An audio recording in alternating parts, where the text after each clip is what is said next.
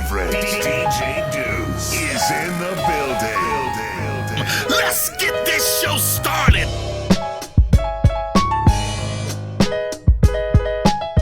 Listen, I'm your host, DJ Deuce. I'm with my special guest, friend, model, sex and relationship coach, and soon-to-be author, Emilie. How you doing, Em? Good. I'm doing great. How are you? I'm good. Things are busy. I'm not a fan of winter, so winter's around the corner. So I'm a little. I'm feeling the same. So you're like me. You're not a big like. Are you a winter person in general? Like, do you do ski-dooing and all that other stuff? Yeah. Okay. Snowmobiling. I love it. I do not have one at the moment. I do like that, but other than that, no. I just like maybe the cute socks. Like I'm wearing I'm wearing like cute socks with my skirts. I'm good. So you managed to pull it off. I'm a bikini girl, so that's awesome. It was probably the age of 30 when I went to play hockey with some friends, and it was 15 minutes later. My toes were freezing, and I said, you know what? I'm scrapping winter sports. I'm scrapping it all. I don't like this feeling anymore. I don't like in the winter. You like hot? Yeah, but I don't want to get out of one. I'm like the one that screams very loud. Like you're like, who's that little girl screaming? It's me that's actually doing the screaming. I do not enjoy winter one bit. I don't like the frozen boogers. I don't like any of that stuff. None of it. I want to get into it. There's so much that I want to talk to you about. The first thing I want to lead to is you're a model. You've been doing some modeling. You obviously do some photo shoots. But like, what inspired you to get into modeling? And how long you been modeling for? I've been modeling for a really long time, but I did take a break. Funny enough, it sounds kind of creepy, but it started when I was really young. I was about 9 years old. I was in my aunt's old Mustang, and she had a little red bunny on the side. And I said, my tante Anne, I'm like, what is this? Yes. Oh, it's Playboy. And I'm like, Playboy? But obviously she's sheltering me. I'm a young child. Of course. It just stayed in my brain. And then I got older and I asked her again, and she's like, oh, it's a magazine for men. I'm like, a magazine for men? Okay. I'm like, what does that mean? And then she explained it to me very clear. She's like, it's women that are, naked and we're posing for men. Okay.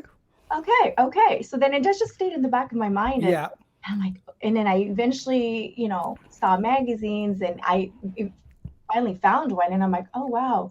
But I didn't feel comfortable being naked, but I liked the idea, like how glamorous the women look. They look powerful, and there's something about them. So I asked my mom eventually if I could go into modeling. My mom was against it. My mom being very private, and my dad in his position in the army, they just didn't want any of it. But I didn't stop until I was probably around 15. Finally, she let me. I did a little bit of modeling. I loved it, but I was short. So there was no future for me at the time.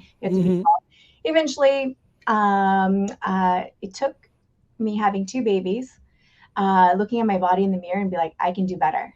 And I just found a trainer. She trained me. She's amazing. Jess is just incredible. And then it just kickstarted from there. I got back into it. Somebody asked me to do a shoot, and then it just snowballed. Wow. It's crazy whirlwind of photography. Okay, so how tall are you? What's too short? Do we really have to talk about that? No, okay, but what would be 5 feet? I'm 5 feet, but I wear heels all the time, so I'm technically 5'5". Because in your photos, you don't look like you're short. You know what I mean? No, and it's all about knowing your angles and the photographer being, good with his camera. And how tall do you have to be? What's the height? What's the requirement to be a model? Not anymore. There's no more requirement. Back in the day, you had to be a certain height when you're hitting the runway because they really wanted you to be all one size fits all for the clothing. They didn't want to but now with diversity and everything, there's no height requirement at all. Photography, it doesn't matter. You can be a short. Obviously, if you're extremely short, some clothing might look different on you, but of course. No, I know that's a good question. No, because I never knew that. I guess it'd be easier to if you were a designer to doesn't really matter. Here's 5 models and okay. Now it's all because you always see beautiful women. You're like, are you a model? Like, I'm too short. And I'm like, well, what kind of giant giraffes do you need running the walkway here? I don't get it. But there's different types of modeling. There's editorial. There's a fashion show. And very true. Commercials and the whatever M does. M, first time you ever get a photo shoot or something, how nervous were you? Extremely nervous because there was no music. It was quiet and people are staring. And Oh then yeah. with a blank wall. And that was probably the most uncomfortable I've ever been. Just ask someone to stand there and start posing with absolutely no ambiance. Even the photographer was quiet. And usually they're kind of like, they verbally talk just to kind of mood, and there was nothing. And Oh shit. that kind of, I was like, that's what modeling is all about. And I didn't like it until I start, watching a bit of TV and stuff and realizing I'm like, no, no, no, that was just a bad experience. Yeah, I guess so. If your first experience is bad, it could turn somebody off from It doing didn't for anything. me. I was just like, it took, I was thrown off, and then, Yeah. I yeah. guess so. So what, they just tell you to pose a certain way and it's like crickets and then a few Yeah, well, like, clicks. you don't know, like, for anyone, like, even, like, when you're taking photos with your friends, how many times that do girls, typically girls, we have to redo the photo because one of us is looking awkward or weird. Oh, you can do that? Oh my I God. don't know. I'm just like, damn, I look like an idiot. Let's just don't post that one. Oh my God. It's a process. The girls, we take like 50 photos just to be like, okay, that one's okay. Okay. We got the trick now. We understand. Us guys were just like, we just take one and be like, damn, man, that one's really bad. Let's just give up on photos for the Sometimes rest I of just the I just let it go. I'm like, hey, just fine. That's fine. You can have it for me. I don't care. But, So, yeah. what do you do? Like, what's for you to prepare for a photo shoot? Like, what's the process? I think first of all, I have to be in the mood for it.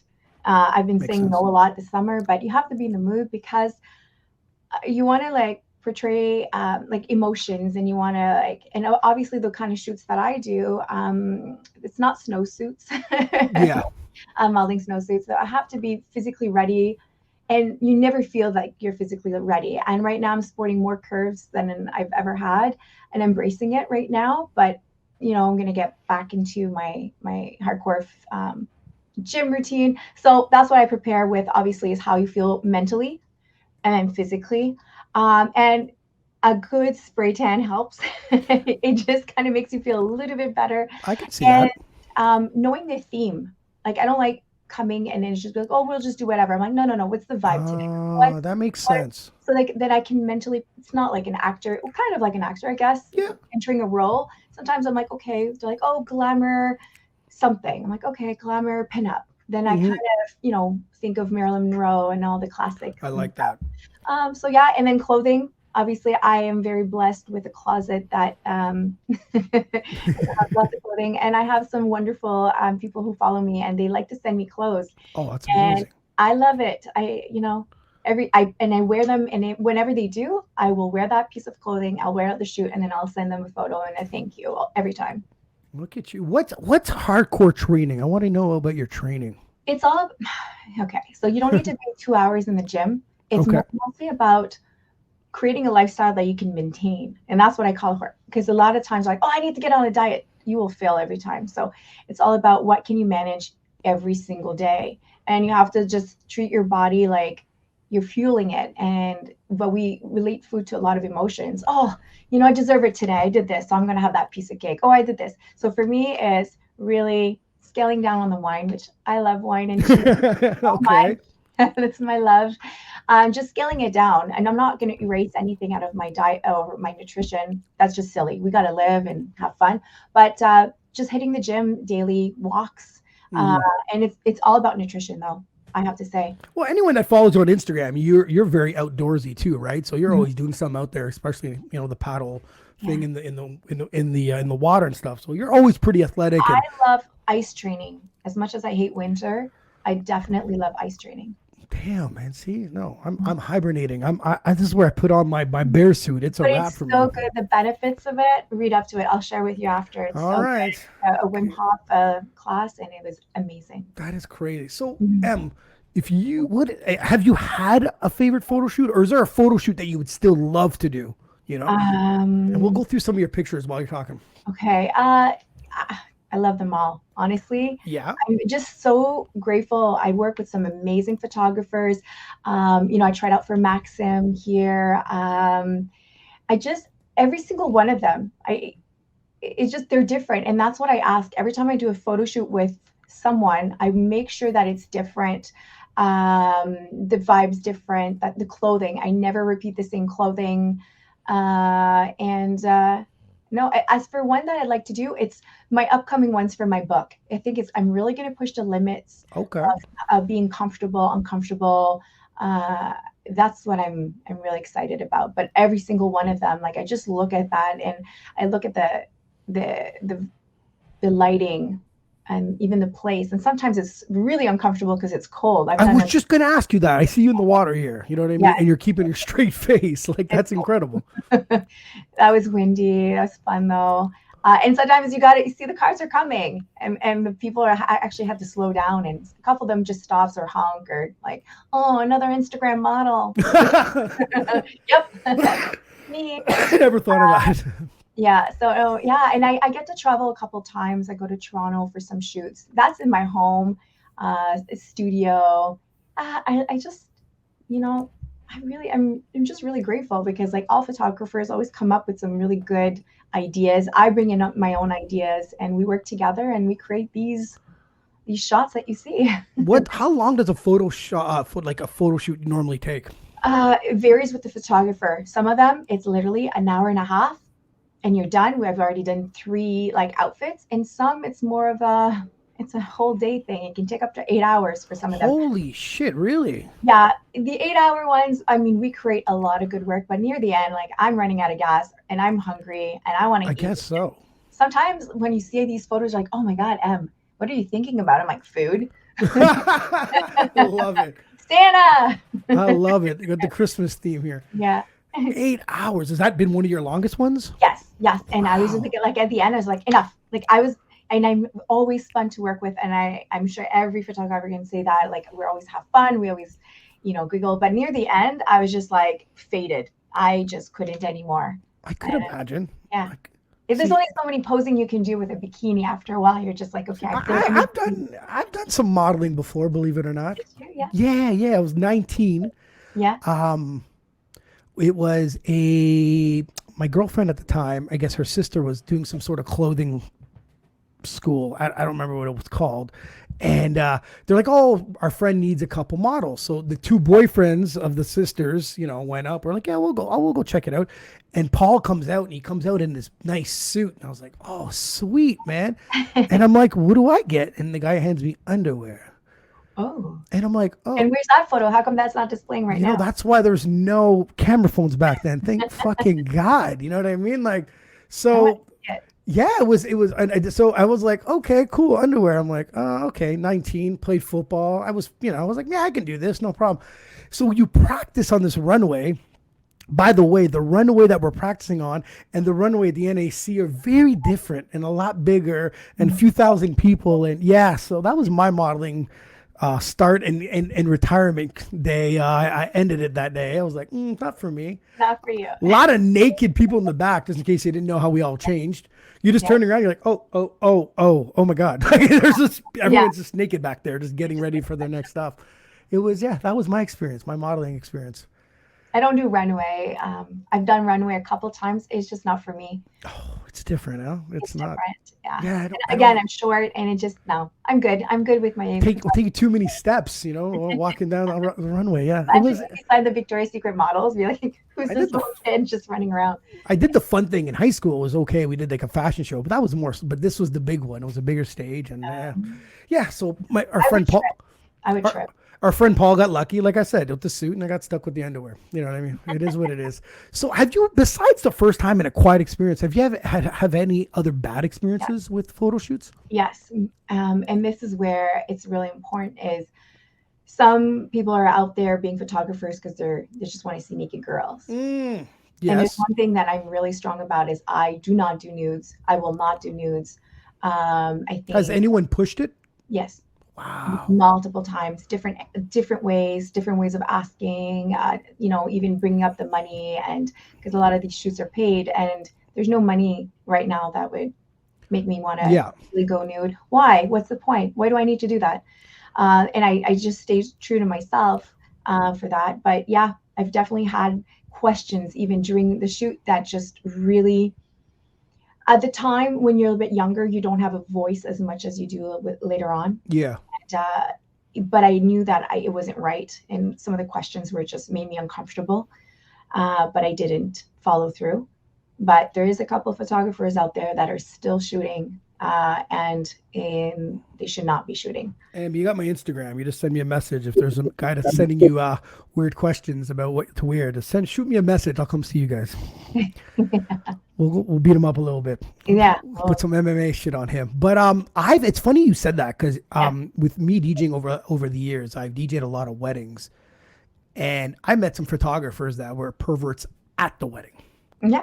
So because usually they'll sit us with a table with the photographer and the wedding coordinator, whatever the case may be, and the photographer will whip out his camera and be like, and it's just ass shots and boob shots, and I'm sitting there looking at him and be like, are you fucking kidding me? You're getting paid and you're an absolute pervert here. Yeah. So it does happen. You know what I mean? Some guys are using that camera for all the wrong reasons, right? So yeah, but that's just a few. That's not too. No, absolutely. But those ones are and it's for the younger girls that just jump in and they just listen. Oh, you'll do so well. Like, trust me, girls, you do not need to take off. Like, yes, of course, some of my shoots are pushing the limits sometimes, but there's a way of just covering and still keeping that classy look. But yeah, there's no words. If you don't feel comfortable, walk out. Good call. You will not be, it's not like you're going to be X'd. No, he will be X'd. There's actually that's right. that we have out there of the photographers that are blacklisted, and the girls will talk about it. We have chats. Yeah, because it's without you girls or without people, taking their picture. Yeah. Who are these photographers? Nothing, right? So. Right, exactly. That's just a small, teeny tiny thing. No, you're right. And you can tell miles away when they're coming up. You're like, no. So if anybody wanted to take pictures, could they message you and ask you for recommendations on photographers? Yes, absolutely. And some do. And I will gladly help them out. And I will even guide them to there's like a forum that we can talk about photographers and how we feel and stuff. Now, the thing is, the only problem with those is like what I feel comfortable with might not be what's comfortable for another girl. So she might, have a bad experience with a photographer, but it's just because sometimes a photographer is more of introvert. He's very talented behind the lens, but when the lens is down, the bedside manners are not the best.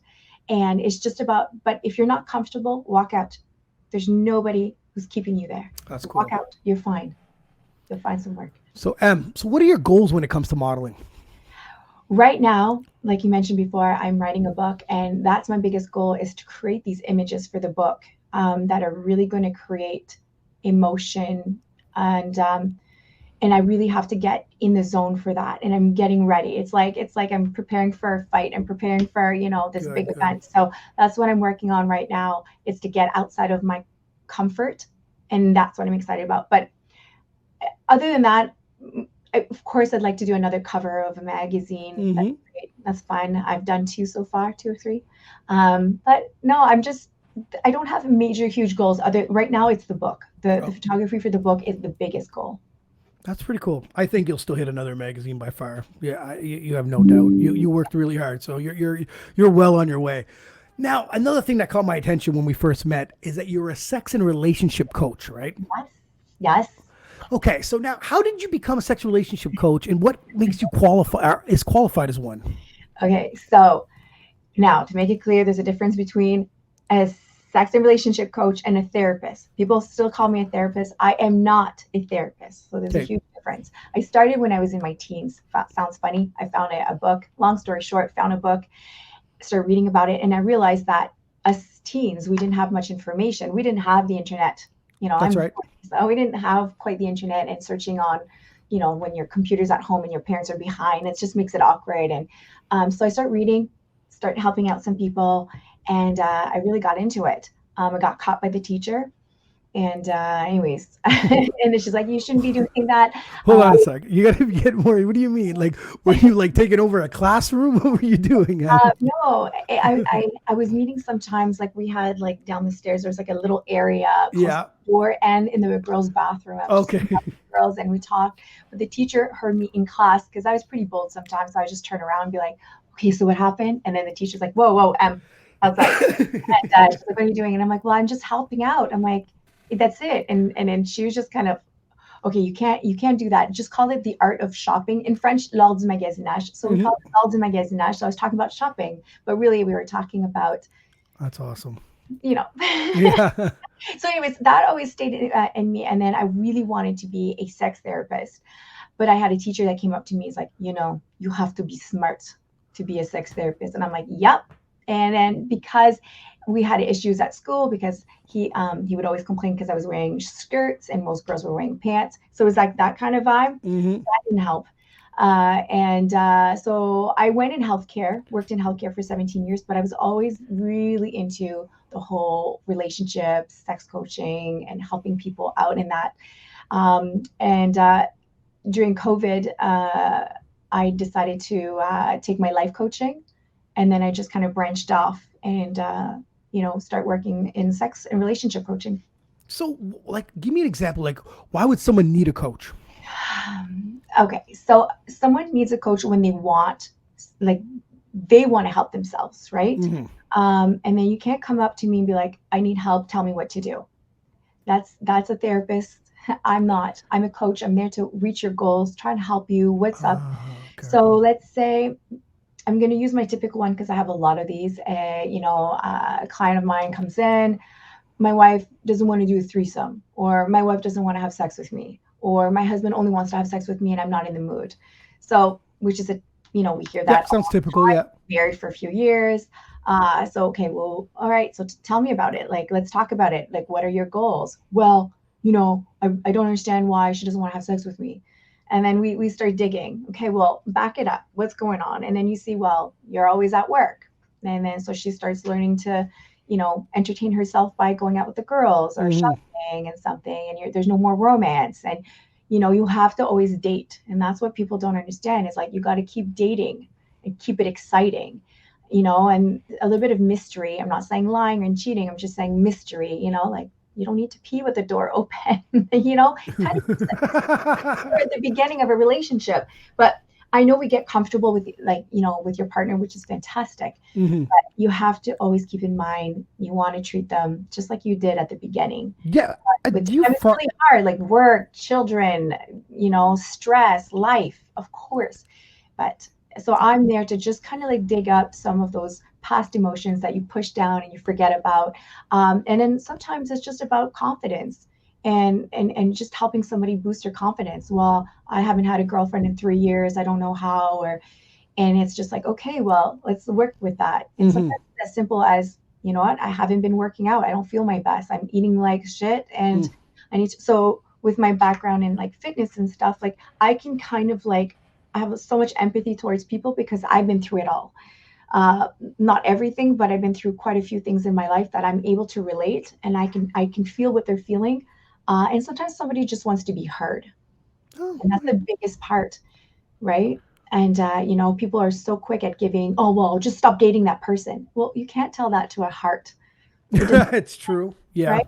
Yeah, it makes sense on paper, makes sense when you're reading it. Yeah. Tell that to your heart, that's different. So we try to just work with that. I just found like with relationships, I find when people end up tying the knot and they say I do, it's almost like it was the peak, the pinnacle of their relationship. I find the comfortability hits a plateau almost of like no more worries, or I don't have to impress this person. That's what I've witnessed over, like, I'm 41 and I see people, I'm like, you know what I mean? They're starting to look miserable, and I'm sitting there going, like, I do, that was it. Like, you're not trying any harder. You're not going to, like you were saying, go on dates, or keep it fun, bring it like some interesting stuff. Hey, I do means try harder, man. Keep this going. I totally agree with you.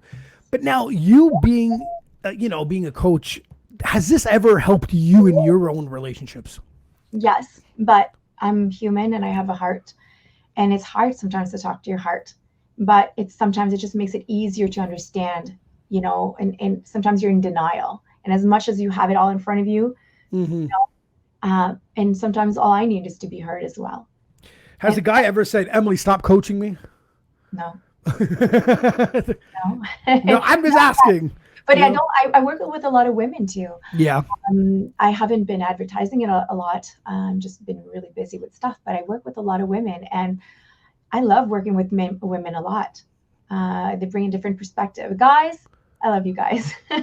Be nice. They come in with like, it just makes you think more, and I can relate, and I learn from them too. I learn from every single client that I have. That every makes time. sense. Yeah, love it. Now, who, like, if someone came up to you, is there a type of person that just can't be helped, even though they're asking for it? Yes. Now, And what type? they don't want to help themselves. The ones that ask the same questions, we come up with a plan, they come back the next week and nothing's changed. Yeah. And then at the end I realized they just want to talk. So that's all Makes they sense. need. So I cannot have my agenda towards them as much. I'm like, oh my God, this guy needs, it's very obvious he needs to do this and this and this. That's my agenda. And that's when, again, human. So you have to put that aside. And as a coach, you're just there to guide that person, right? I'm just helping them maneuver through their life. But I'm not there to put any pressure. Unless this person's really honest with me, like, no, I want you to be like this. And I'm like, I will be like this, but I follow you. This is your life, not mine. You're the one waking up in the morning with us, not me. Yeah. But there's some people that are they just come in, they just want to talk. That's fine. That's what you want for your session with me. That's cool. Now, what type, like, what quick advice do you have for anyone that's listening right now, for their relationships or for anything in general? I think it's being true to yourself.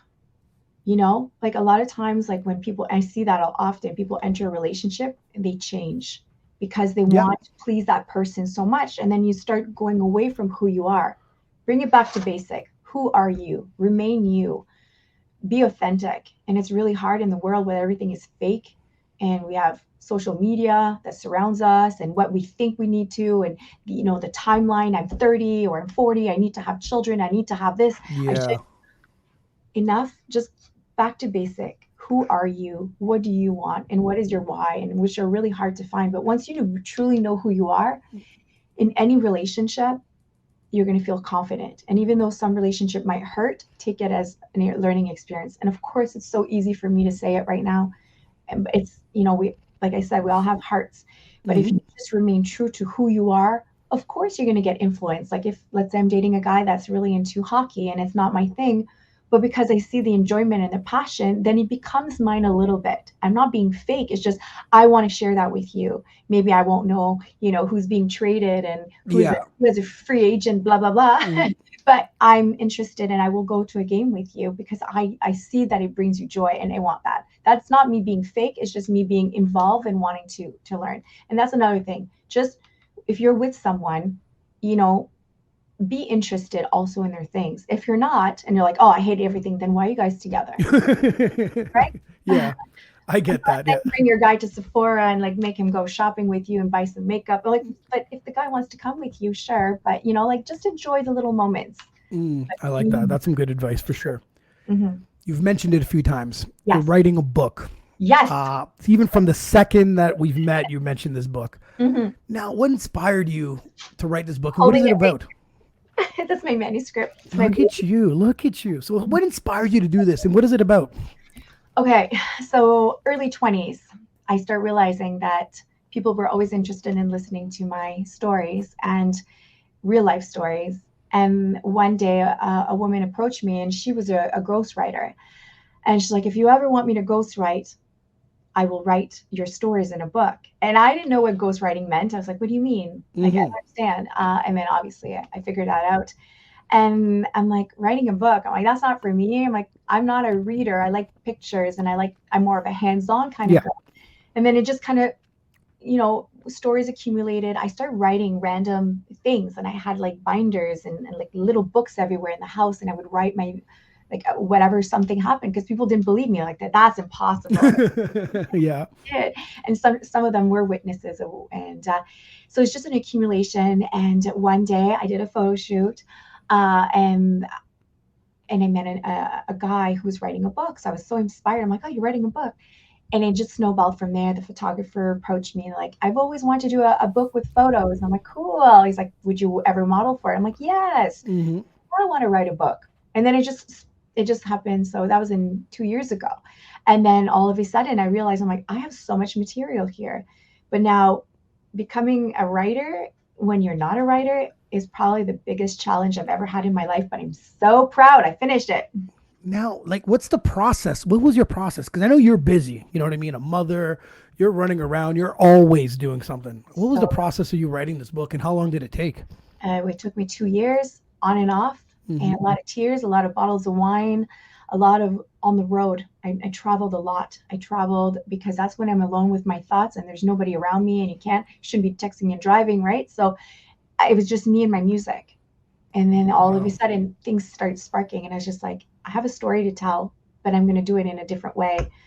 So this book is an experience. It's a media of experience, but it's a book that will have some very different elements to it, and it's going to be coming out soon, and I'm so excited. But the process is very hard for me to sit down and literally I had to board up with time, the date, and how many words did I write. Yeah. That's the only way I could see, because I'm so visual and I'm so goal oriented, and I had to see, oh, I only wrote 2,000 words. No, I can do 10,000. And then Jesus Christ. But then sometimes just like my 8-hour shoots, like I'm just drained at the end and I just didn't like it. And then some days I would write maybe for 5 minutes and I would cry too much about it. Some days I would write 2 days straight, didn't change my clothes, no showers, nothing, like leave me alone. It's definitely a roller coaster of emotion. See, it's funny because you always mention for me, like, because, obviously social media will bring out, we can show anybody what we want people to see, right? So when you say crying, I can never see you cry. You always seem like you're so inspiring, always happy, always on the go, always, you know what I mean? Like full of energy. So when you say, oh, I was crying, for me, it's like, what do you mean you were crying? I cry in between those. I love it. Okay. Okay. That's so good. Where's horrible? I'm not an actress. Yeah, I'm not gonna lie. Like I did battle a lot of demons writing this book. I do have sometimes a little bit of like down moments and, down on myself, lots of negative talk. And that's in the moments that I feel the most vulnerable. And that's the times that I needed to go write. And yeah, I do. I'm not perfect. Now, am I always happy? I'm very grateful for everything and I'm very good. But there's some moments that I'm in my car that I'm just like, what the fuck is going on? And I cry for a few seconds, but I learned how to cry so my mascara doesn't leak. Look at you. Okay. Any time throughout these 2 years of writing that you ever thought about just saying, fuck it? Yeah, every day. Really? Every day, because it is, like I said, like I'm not a writer. My sister, talented human, she's a writer. She's good. And she's just, and I'm the model. Oh, I'm the sex coach. I'm the, whatever. I'm an event planner, decorator. Like everything is hands-on. All of a sudden, this is brains. This is me thinking. And I'm French and I wanted to write in English because it's easier. But all of a sudden, I'm like, seeing my writing on paper completely changed my perspective. I'm like, I should have listened more in English class. But it's not a skill that I have, but I'm a storyteller, and there's a difference. So I had to gain confidence by meeting a few people that just said, start writing, stop thinking, just write from the heart. And the rest, I just needed, people help me with like some parts of it, just editing. But yeah, that's what I was going to ask. I was like, does someone else overlook it and help you edit it? Or? Oh yeah, for sure. Yeah. Every book needs an editor. That's right. Or editor. That's a lot of work. But yeah, but it's my word. It's my thought process. Everything is mine, except it's going to be no mistakes. So 2 years in, what was your biggest obstacle? I think because a lot of it is true. Okay. So you're putting a lot of it out there is what you're saying? Yeah. And I think it's reliving some of the moments that were probably for me, like I thought were going to be the best moments of my life, turned out to be the biggest lessons of my life. Wow. And it's so, because like creating a fake story is easy, but also when you went through some of this, of course, this I hid people's identity and things like that are based on other people's stories. So it's kind of like a hybrid of nonfiction, fiction. Okay. Yeah. Right. And it's not so much a biography. It's told through Austin's eyes. Austin May is the main character of this book. And she wants to know if there's more to life than a 9-to-5 job talking about the weather and the missionary position. Not that there's anything wrong with the missionary position, but she wants to know. So in her quest of trying to find there's such a thing as true love, she gets herself in these like sexcapades, adventures, heartbreak, roller coaster. But throughout the whole entire book, and there's an underlying kind of theme. It's depression. And it's something, there's mental illness in here. And that's something that is it's starting not to be as taboo, but it still is, you know? Yeah. You have a broken arm. Oh my God, poor you. Are you okay? What can I do for you? Oh, I'm sad today. I'm not happy. Oh, well, you know, you Suck have it a lot up. of things. You have a Yeah. house for your It's house. true. It's Be true. grateful. Shut up.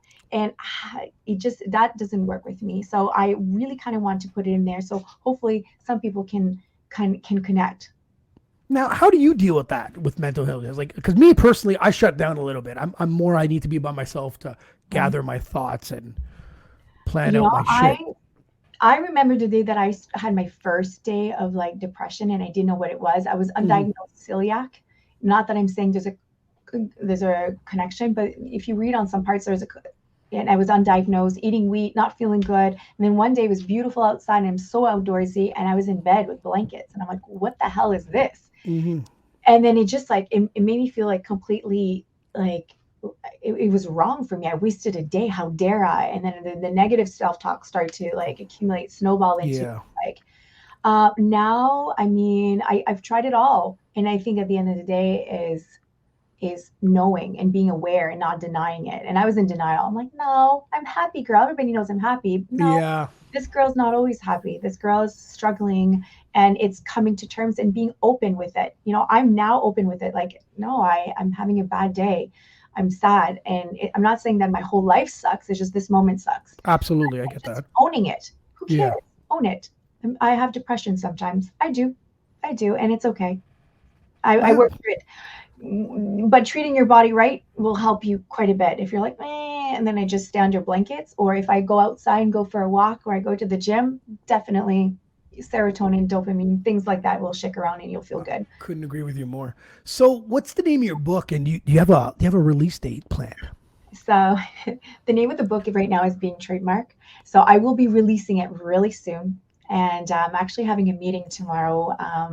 It's exciting. I'm going to have a trailer for the book coming out, which I'm so excited because you don't see that often. No, So we're not going at to have a all. trailer coming out for the book. Then the title will be released. It's just right now with the lawyer Absolutely. stuff. I Yeah. can't say the name, but trust me, I'm in love with the name. Maybe obviously it's mine, but I'm I'm gonna be like, this is the name. What the hell's going I on? get to Em hyped it up. there's a little spicy word in it, and the Canadian laws and US laws when it comes to trademarking is a little bit trickier. So we're just working on Oh, that right now, but I came up with something really cool. I'll tell you offline. I'm sure you're gonna love it. And yeah, but you'll be the first one when I release it. I yeah. promise you'll be the first one. I definitely, and don't get me wrong, we'll promote the shit out of your book on our podcast. Don't get me wrong. Every time someone does our podcast, it's family. You know what I mean? Anything we can do to help somebody out, that's what Okay. we're all about. You know what I mean? Thank you. But like for like so now like this is exciting news. Like you Yes. now what have it now? The next game plan would be to promote your book, right? Do you have that lined up? Do you have ideas for that? So right now, so the book is written. That was the biggest goal. And the thing is, what was the hardest part is I had to walk away from it for 2 months. Mm-hmm. Everybody said, walk away from the book, walk away from the book. So I did. Now I'm back into it, working hopefully with a publicist. Yeah. Is it publicist? I forgot the word. Publisher. Publisher. Sorry, Okay. my brain. But I'm debating between a publisher and self-publishing. So that's where we're at. And then we're working on the trailer and then shooting and videography. That will be fairly quick because that doesn't take too long. Okay. Putting the whole thing together. So I'm hoping and that's one part that was really hard for me was like pushing the deadline and people putting pressure on me like, oh, it's been a year. How come your book is not out? I'm like, oh, where's your book? And I Yeah, it would hasn't like, even flash started. back and I'd be like, and get all defensive. And now I'm just like learning that some writers, it takes them 5 years, but my book is different, right? It takes a long time to write a book, especially when you're busy. And nobody has a gun to my head. Like this is me, my goal. But some Yeah. people take it very personal, be like, well, you should be doing this every day. And I'm like, who are you? Are you paying me? Like, calm down. So that put a lot of pressure on me. And I got really like, I started hating the book for that. And then I had to like literally quiet all the voices and be like, this is my goal. And I think it's because I was so excited about it. I made people excited. And that's why they're like, well, where is it? Oh, I can't wait. And I'm like, oh my God, I put so much pressure on myself talking about It was almost not worth mentioning it till it's almost done almost, right? yeah, Like right. But it's okay. It pushed me. I did it. But now it's just, I'm hoping, but we're going to set goals as of tomorrow. So I'm really excited. I'm hoping by early spring even earlier than that. It'd be great if it was for Valentine's Day. Oh shit! After Valentine's Day is its own thing, but maybe like when it's kind of gloomy and cold outside. Yeah. For all my fellow Canadians. Oh yeah. Warm us up in the best possible way. There we go. It's a spicy book. So Em, the book is coming out soon. What you're very goal oriented. You're very driven. What's next for you? Well, obviously after the book, like hopefully all of you guys will read it, and we're gonna market the book like crazy. But I think my next goal is to fight a boxing match for Fight for the Cure. Let's see, guys. This is what you get. You get someone that will tell you, how to work on your relationship. She's gonna pose for you and then beat your ass and write a book about it. You know what I mean? Yeah. It's crazy. I'll take pictures too and videos too. Yeah. No, I'm really excited. I've always had a thing for martial arts, UFC, fighting, boxing, and I think boxing, I just love the discipline put behind it, and it's a challenge. And I've never done it before. I mean, I've done fitness competition, I've been in fitness industry for a while, nothing serious, like I just did my own thing, but now I think this would be a really great goal to have and see. So I'm going to try out in February, I think. Let's give it a try and see how that goes. Look at this. I love that. You're probably one of the most interesting people I've ever met in the most positive way. I'm telling you, because you never know what you're going to get with them. You never know. You don't know. One day and then you get whooped the next day. It's crazy. I like it though. No clue. It's a rush of them. I want to ask you 5 random questions so people get to know you a little better. Okay. Besides the 3 main subjects that we talked about, yes. What else are you passionate about? Sewing. Sewing? Yeah, it's hidden, but this is my sewing room. I love to craft and sew and decorate. Like I think it's together. I'm an event planner, decorator. I've been doing it for over 15 years. Wow. Absolutely love it. And I'm about to showcase my home soon. Like usually I have about 9 Christmas trees. 9? This year I toned it down because I did it a different style. Because I was so busy with the book also, but then my kids were like, man, we did 9, can we do 10? I'm like, whoa, the bar way too high. But no, it's fully decorated, more than one should. Decor, sewing, love sewing costumes. I was just gonna say that you are doing your own. You usually do your own Halloween costumes, right? Yes. Wow. Yeah, love it. That's my passion. I think sewing is an art that people are not doing anymore, and no one knows how to fucking sew a button. Yeah. I'm going to take some classes some more. I want to learn how to do more intricate work, and maybe I can support some of my crazy. No, that's awesome. I remembered you putting your Halloween costume together. Remember, you weren't too happy at first. Is that what it was? Is that true? It's because of the wings. I tried to do this wings, and I'm like, maybe I was going to do it this way. And it's ironing stuff, and I did not follow the instructions because I'm like, no, I want it this way. Yeah, I pulled a guy on this one. Yeah, that's what I was doing. I was like, that's exactly what I would have done. I don't see anything wrong with that.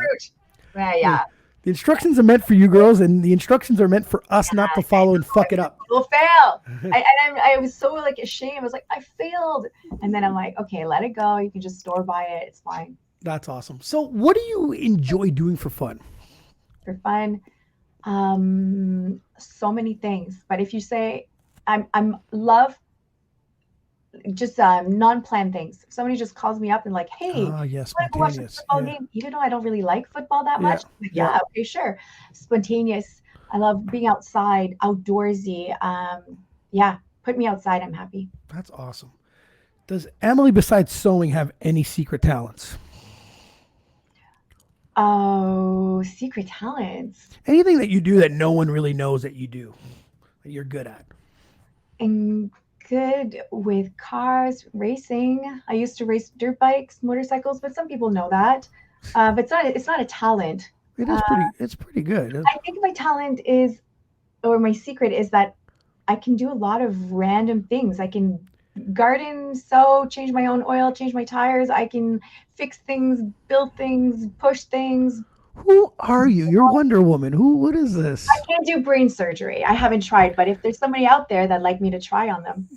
Yeah, there's a few. I got a few people that you can't fail, so we'll give it a shot. Yeah. No, but I think that's my secret is that I can easily learn something very quickly if somebody can take the time and teach me. I got it. That's awesome. Hmm. Now, you mentioned that you're a big fan of like mixed martial arts and stuff. Yeah. Do you have any favorite fighters that you loved watching or do enjoy watching I, today? yeah, I love watching females. Of course, like the classics, the GSP and stuff like that. But I really enjoy watching women fight. Is it incredible? They're incredible fighters. Aren't they amazing? Like It's insane. being in such a male dominant sport and now seeing more and more female fighters, it just warms my heart. Like it just, and that just gives me the drive. I'm like, I want to do that. I want it. But I mean, at 40 years old, I don't think a girl can start just randomly do that. But I can appreciate, and I watch. I love Rose or Rosa. She's just an incredible, like, The, she's just a small, tiny beast of a woman, and I love it. the women have more heart and passion in that octagon. That's what I see. They give it out. They give out everything they have in that octagon. I will watch a woman's fight in the UFC over a men's fight any day. Any Yeah, day. I'm a big fan. I think they did it right at first by bringing in Ronda Rousey because it brought some excitement of how she was just destroying women in 8 seconds, 10 seconds. You're like, yeah. holy shit, who is this?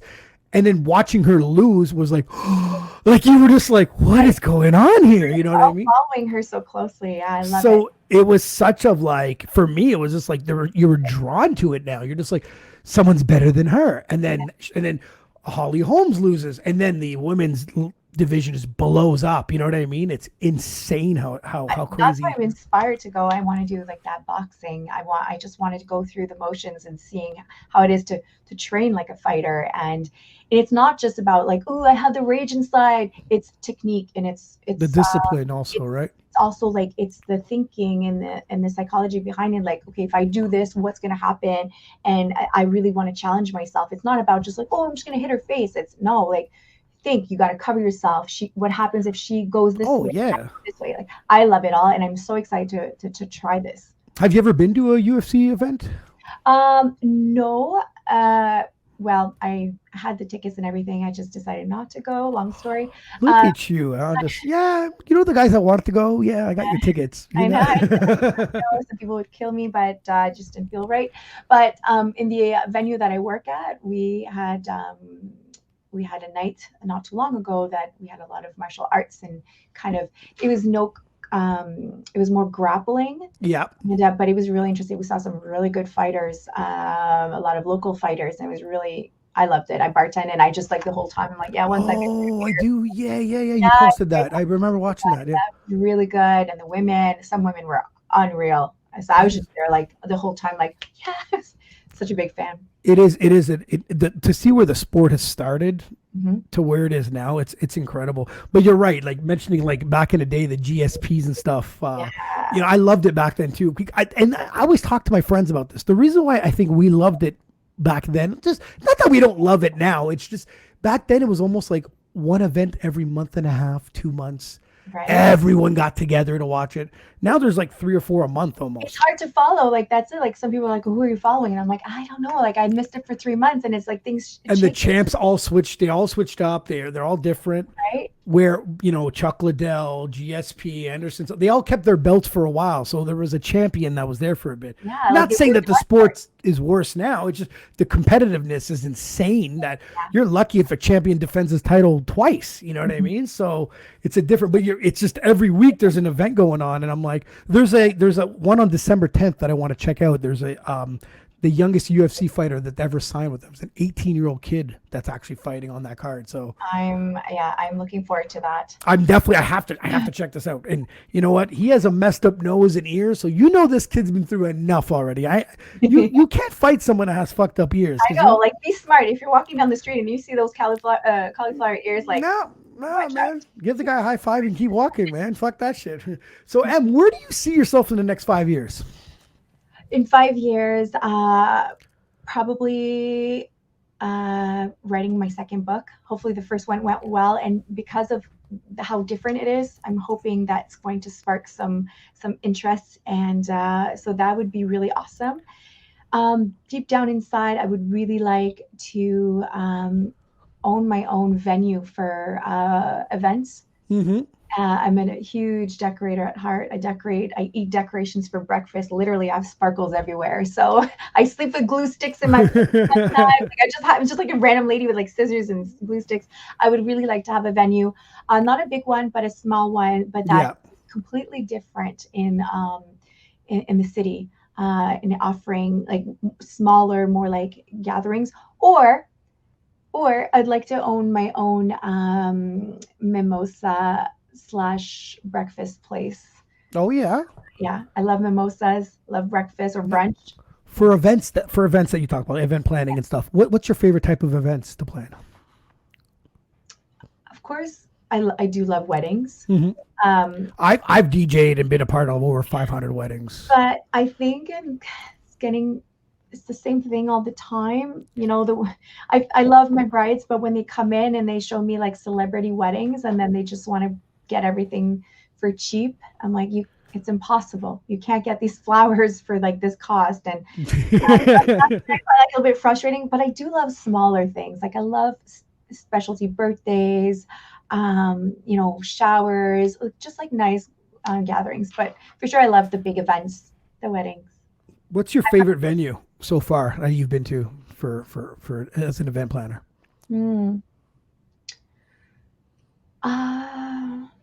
There's a couple in the city that I really enjoy.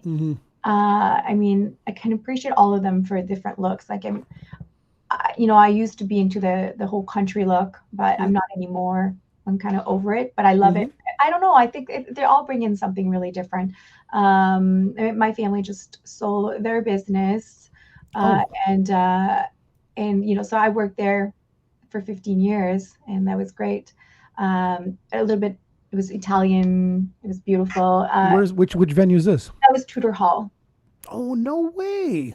Yeah. Have you been? Yes, DJ'd there about 3 times. Okay, yeah. So now I feel like I want to have my own. But yeah, Tudor Hall is definitely in the city because I as a DJ, right? Like I did everywhere. I DJ'd everywhere, and I look at different stuff. I'm weird. I look at proper setup for DJing, proper setup for head table. I look for parking's important, obviously, when it comes to events. Right, that's annoying. The parking. Of course, like you know that Salasan on Preston. Like yes. I go to set up during the day, and then I'm driving around the city looking for parking to come back at night. I'm like losing my shit, right? So it's annoying. So I look at food.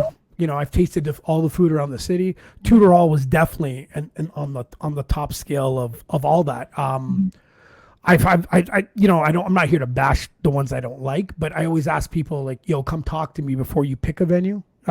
There's some hidden gems out there for me. For sure. Oh my God. Like you don't have to stick to a hall when you're married, and think outside the box. Like there's so many different venues or avenues in I'm not one for pushing a hall. Like when I say I want my own venue, I'm not sure what the look of it I want, but I definitely wanted something a little bit darker. And I used to love a venue like because I don't know how long I DJ'd weddings for. It was a very long time. I went from nightclubs to weddings, and back to nightclubs, and then I finished it off in the nightclub. I finished up the nightclub, not like the money was any better. It was more to rechange my sanity of keep doing weddings. I didn't want to be in that mode anymore. Yeah. But like I loved when I used to talk to a venue and I explained to them like you need it'd be cool if you had uplighting or like I remember when I have you heard of the Belvedere in Wakefield? Yes, but I've never been. Oh, see, I 22 times in one season I was there. Like I must have DJ'd there 100 times. Seems beautiful. Oh yeah, Jessica's great ownership. And first time I went there, the hall was made out of concrete. So when I DJ'd, first of all, she had her own speakers.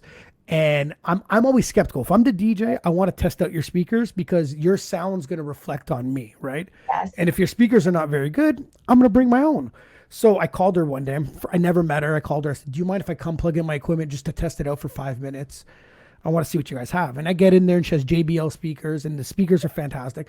And she's like, of all the DJs, you're the only one that ever went out of their way to check to see how it sounds. Well, that shows how passionate and you care. Yeah, exactly. Because I said, well, listen, no offense on you. If your speakers suck, it reflects on me. You know what I mean? So you can't be like, oh, sorry guys, it's not my speakers. It doesn't. Yeah, they're gonna be like the DJ and the sound sucks. No one gives a shit about who owns what. So I plugged that in, and I remember I do my first wedding there, and she's like, so what do you think? And I said, fuck. I go, who stuck your sub up there? And she's like, I did. I was like, no, your sub needs to be on the floor. I said, and I said, and it echoes a bit. There's too much concrete. And then next time I came, she actually had sound panels all around the room. Really? So you can tell that was an owner that actually cared. You know what I mean? What can I do to improve my venue? And I sat there and I was like, holy shit, you fixed it right away. She's like, no, you were right. You know what I mean? She was like, I had an idea, but then I needed other expertise in certain areas to fix. I was in shock. I was like, that's when I knew she gave a shit. And when someone cares, it's nice to work for a venue that cares. It was really, really cool. Like, I like that. But if you ever have a chance to check that out, I'm a dude. I'm a guy. Poor Emilie might decorate the whole hall. I can't really see because I'm a guy. I don't see these details. But when I went to Belvedere and I saw it's over a cliff, right? And if it rained, like so, the gazebo's over a cliff, and people get married in the gazebo. Or if it rains, she has a room inside the building that overlooks the cliff with glass. Like even the backup plan is wow. You know what I mean? I was just like, damn. I was like, this place is nice. So as a dude, that was one of the first places where I'm just like, oh my God, this is insane. Like, you know what I mean? So it caught my attention.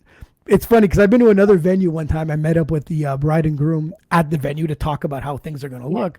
And I love women. You guys notice everything, right? She comes over to me and she's like, I don't like the carpet. And I was like, the carpet? And I looked down, I was like, I never fucking noticed this carpet. It is ugly. I noticed carpets. I'm like, oh. I begged computer hall to change your carpet. I'm like, change the carpet now. It's hilarious. I was just like, damn, man, good for you. Like, yeah, this carpet is ugly. But I must have been at this place like 10 times. I never noticed no goddamn carpet, right? It's like. What about drama?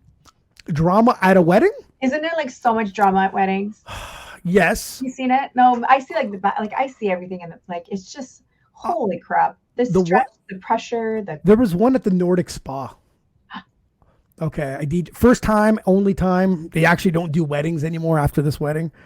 We go to the Nordic Spa, and they're not set up for weddings. Like the food's taking fucking ultra long to come out, right?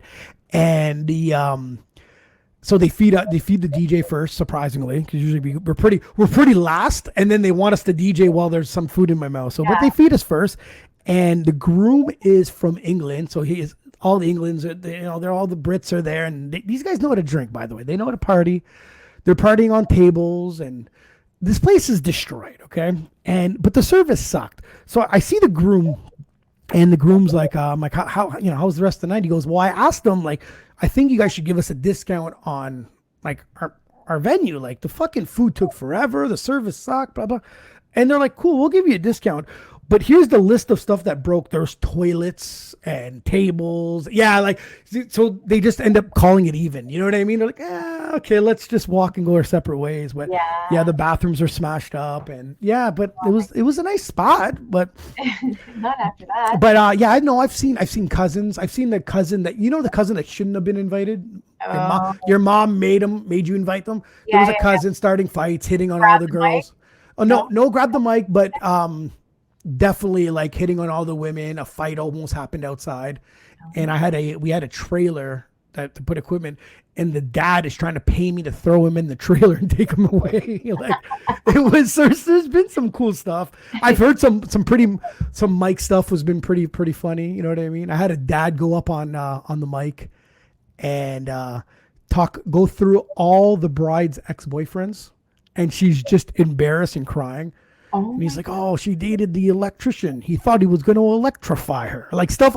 And the place is dying of laughter. And she's like in tears covering her face. Like, oh my God. But I'm not going to lie to you. Not one person didn't laugh. Like no one could hold in the laughter, even though she was crying. Like we witnessed a shitload of stuff, man. A shitload. But after a while, the speeches all sound the same. You know who Googled what.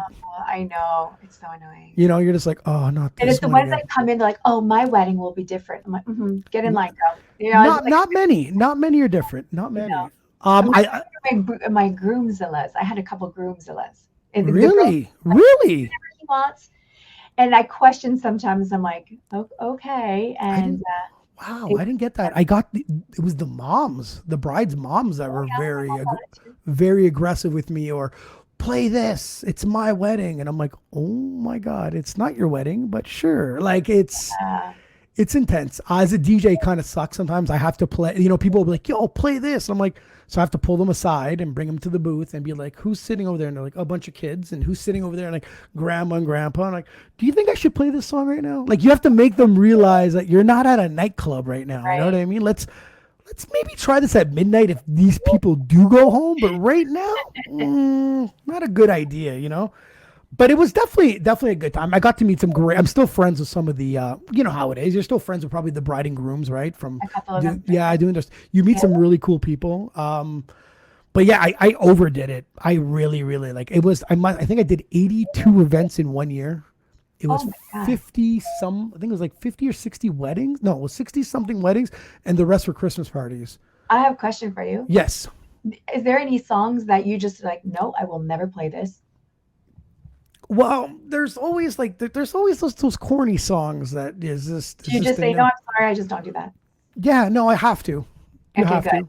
Yeah, I do that with decor too. Sometimes like, ooh, like we're doing great decor, and then all of a sudden like, and then we're gonna bring balloons. I'm like, because it fucking reflects on you, right? I know. I'm like, and then I'm like, well, I've tried to be as diplomatic, but I'm like, it's a wedding. We're spending money. Your dress, like, come on now. We're not going to cheap it with balloons. And everybody knows my hatred for balloons, and I'm scared of them. So I'm like, no. But at the end of the day, even though it's them and they just insist, I have to take a step back and do not tag my name.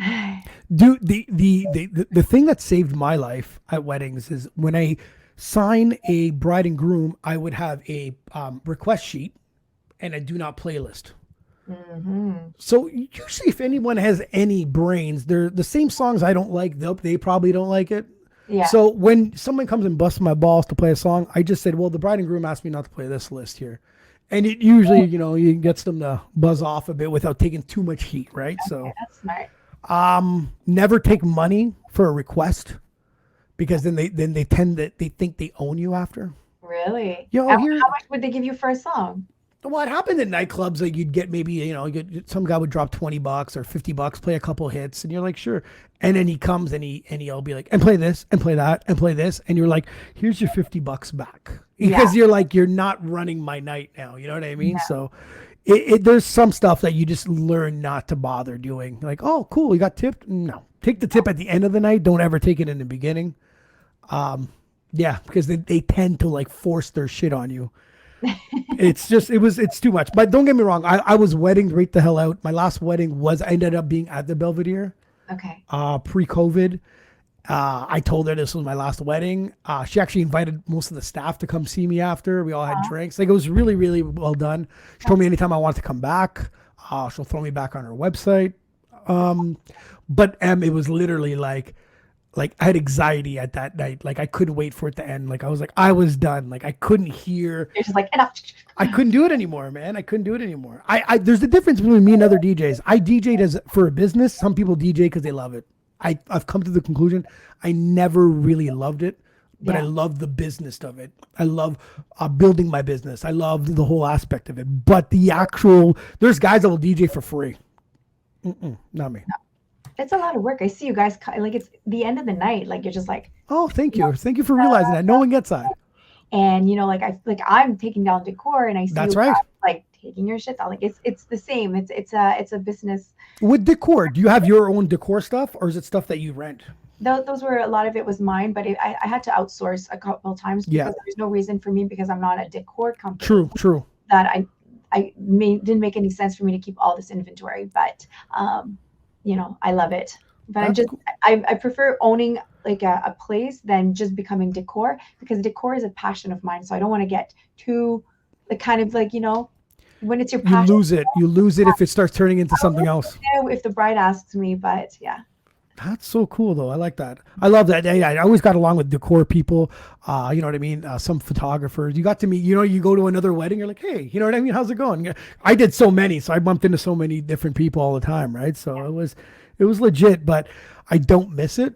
I'd rather be on table 12 now at a wedding than be a DJ. So you sit with the kids or the singles or just the annoying cousins? Just in the corner, because I'm pretty loud after a couple of drinks. Sit me in the corner so I don't interrupt anything, and I'll be all right. That's what I want to be too. Emilie, so you said you might be writing a second book. Tell me what's just the idea? Just a quick teaser of what your second book. I'm going to tell the truth about what goes on between closed doors. Of course, the book is going to give a little bit of idea, but it's just like girls, like stuff that happens, and it's just the stuff we don't really like. We'll talk amongst each other with girls, like, "Oh my God, you'll never guess what this guy did," or I went to the guy's house and there's like his bathroom was like full of pee everywhere. Yeah. Disgusting, and then he sleeps on the floor, but then he had great bedroom skills. Like it's all like the truth about all that stuff, and we all laugh about it. So I think I'm gonna just kind of again like that, but it'll be completely different than my first book. I'm hoping this book is really going to change the way of reading a book, hopefully. Okay, so 2 years you took you to write this book. Would you think that your next book you'll have a different method of putting it together? Yes. I think because I made connections along the way. This is me who knew nothing about book That's writing, right. and I had nobody around me who did. So I'm all by myself trying to figure this out and creating my own path. Now the second book, hopefully I made some big steps that people are gonna be like, oh yeah, that's that chick that wrote that book, or maybe I'll. No, I love that. That's good. I love it. Like you were saying earlier, you know what I mean? Learn, and this is a learning curve for you, right? Learn. So that's amazing. I'd rather try and fail than not try at all, because I don't want to regret. Yeah. That's so cool, Em. I'm so proud of you. You're one of the hardest working people I've seen out there. Sometimes. Emilie's been trying to get on the podcast. She always messages me. She's like, I swear to God, I'm going to make up some time. And I'm like, some time. I'm good now. Like my schedule is a bit. I was like, take your time, man. Don't force it. Whenever you're free, I'm good. It ended up being, I'm free too. So you know what I mean? You came right at the right time for me too. Trust me. We didn't have, it was like the first hour you gave me with, and can you do it on this day? I was like, absolutely. So it all worked out. It was perfect. But Em, I want to definitely have you back on, because before we were talking about getting you on here, you mentioned something about global warming and stuff like that. So that's something that's passionate about me, like for me too. You know what I mean? So definitely sometime in the new year, hopefully we can get you back on. The world with my photos. That's what you do. You're the reason why there's global warming. I'll tell you that. Emilie, thank you so much for spending the time with me and talking about your book and everything, all your experiences, man. Next it's time, been a true pleasure. I'll share the title, I promise. I will. All right, guys. Thank you so much. Have a good day, Em. Bye.